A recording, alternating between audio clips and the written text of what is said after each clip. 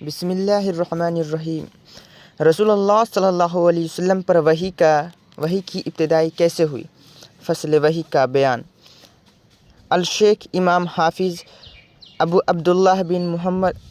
अब्दुल्लाह मुहम्मद बिन इस्माइल बिन इब्राहिम बिन मुग़ीरा बुखारी रूह ने फरमाया, और अल्लाह अज़्ज़ व जल का ये फरमान कि हमने बिलाशुबा ए मुहम्मद सल्लल्लाहु अलैहि वसल्लम आपकी तरफ वही का नज़ूल इस तरह किया है जिस तरह नूह अलैहिस्सलाम और उनके बाद आने वाले तमाम नबियों की तरफ किया था।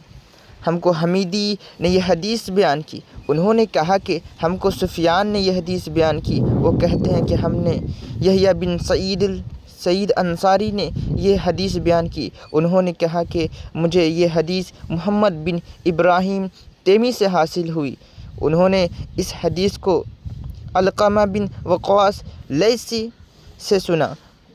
उनका बयान है कि मैंने मस्जिद नबवी में मिंबर रसूल सल्लल्लाहु अलैहि वसल्लम पर उमर बिन ख़त्ताब रज़ियल्लाहु अन्हु की ज़बान से सुना। वो फरमा रहे थे कि मैंने जनाब रसूलुल्लाह सल्लल्लाहु अलैहि वसल्लम से सुना। आप सल्लल्लाहु अलैहि वसल्लम फरमा रहे थे कि तमाम अमाल का दारो मदार नियत पर है, और हर अमल का नतीजा हर इंसान को उसकी नियत के मुताबिक ही मिलेगा।